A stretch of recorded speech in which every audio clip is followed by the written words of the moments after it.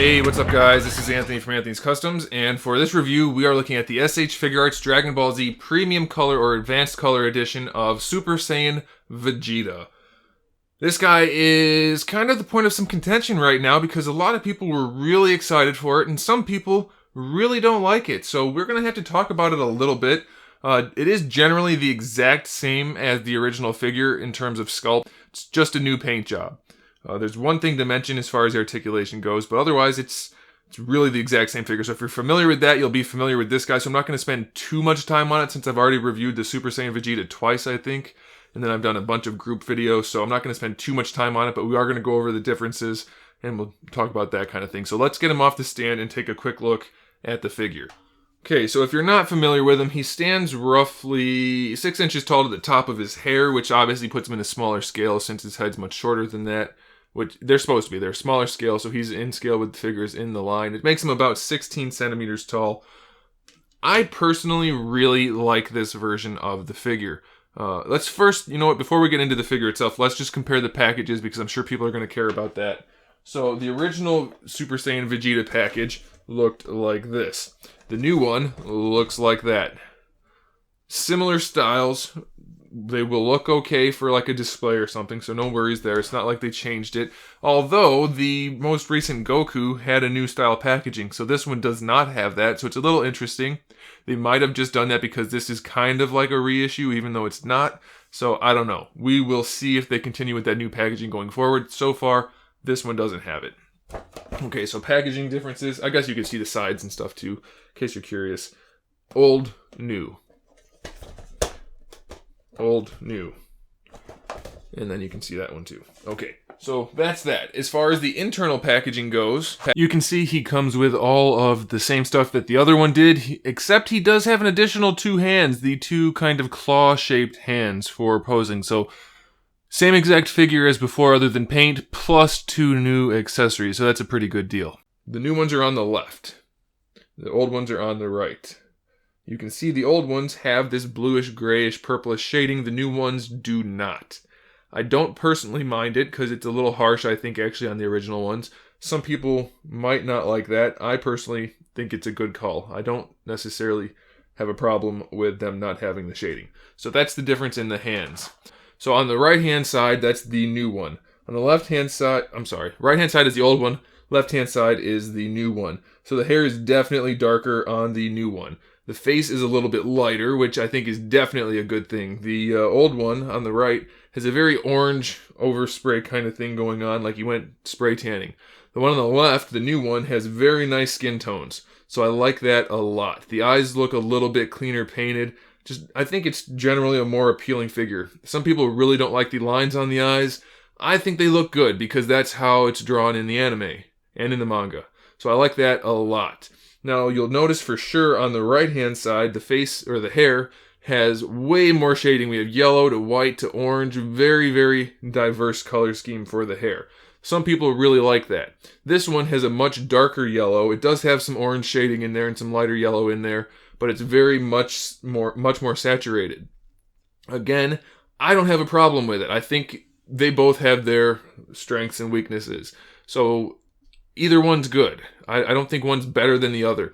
This one, some people keep saying it's glossy. It is definitely metallic. It has some metallic to it. Some, not actual like metal flake. You can't see the individual flakes, but it's definitely not just glossy. You can tell by the way the light bounces off of it. It diffuses differently than if it was just a standard gloss. So I don't know how I feel about the metallic. It does look good on the figure, so let's look at the actual figures up close next to each other. So we'll keep the new one on the left, the old one on the right. Obviously, let's get these out of the way too. Obviously, the bodies have different colors, and we're going to get to that, but I just want to go over the faces because that's probably the most important thing to most people. I think the general aesthetic of the new one is much better. It's very much more defined. You don't have that kind of shading in the face that kind of blends it into the hair. And the eyebrows are a lot lighter on the old one. So this one makes the eyes look much better, I think. Very, very good. I do like the style of shading on the old one a little bit better. But I'd like the oversaturated yellow on the new one. So it really could go either way. It's going to just come down to what you prefer. For the body itself, the blue is obviously very different. This one had a much more kind of cobalt, pure blue with some shading. This one has almost a purplish blue. It does have some shading, but like I said, the blue is very much more purple rather than blue. I'm not sure which I prefer. I think they both look good, and when they're not side by side, it's not super noticeable. If you don't have one to compare it to, you wouldn't necessarily notice that this looks kind of purple. Obviously it is, but it, like I said, doesn't stand out when they're not side by side. The armor itself, basically the same. They both have that kind of purple line work on there. The new one has a glossy finish to the white parts of the armor, slightly glossy to the beige parts. This one is more of a flat color. Slightly more shading on the old one, but the new one still looks really good. As far as the shading on the hands not being there, it's the same for the gloves and boots, but the new one has the gold toes on the boots. It's not sculpted, but it is painted, and it does look really good. So overall, in terms of aesthetics, they're different. I can't say one is better or worse. I like them both for different reasons. The one thing that is, for me, unquestionably better on the new one, the skin tone. It's way better. It doesn't have that orange on it at all. Very much more clean looking, so I like that a lot. I don't know how I feel about the metallic. It doesn't look bad. It doesn't look necessarily better. Could go either way.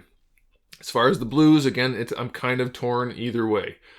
So there's one other thing I want to talk about, and that is the articulation in the hips. This guy's hips aren't known for being super tight, but they weren't loose at this point. When he got released, it was fine. The Scouter Vegeta had incredibly loose hips. So I think they were extra careful when they were making this one to make sure that the hips were not too loose. Some people have said they're too tight. For me, they are perfectly firm. You hear a little squeaking, which that's not a good sign, but it's a sign that they're definitely not loose. So you can just be a little careful with that. If you grind on them too much while they're squeaking like that, you can shred the plastic and eventually loosen the hip joint. But I don't think anybody that's not posing an incredible amount is going to do that. So it's nice to have the hips not be too loose. Mine does have a little bit of a smudge on the thigh right there, just from where it was in the package, the way the hips were up against like that. Well, actually, that doesn't even touch, so I don't know how that got there. It's a little bit of a bummer, but that's a kind of variation that you might end up having to deal with a mass-produced figure. So generally, it's all the same. I noticed this is a little wobbly, and it doesn't always want to sit down like that. It pops up kind of easily, and then it's wobbly. I don't know if this one is or not. Let's see. Oh yeah, once it pops up, it's super wobbly. So I guess that's the same. I wouldn't leave it popped up anyway. I think, generally speaking, I like the more blue look, just looking at them now. It'd be cool if we could swap the heads, but the necks and, well, the shading and then the skin tone itself is a little bit different. So it wouldn't look horrible since there's just a little bit of skin tone on the neck. But I do really like the saturated hair and the clean skin tone. So like I said, it's a toss-up. They both have benefits. They both have weaknesses.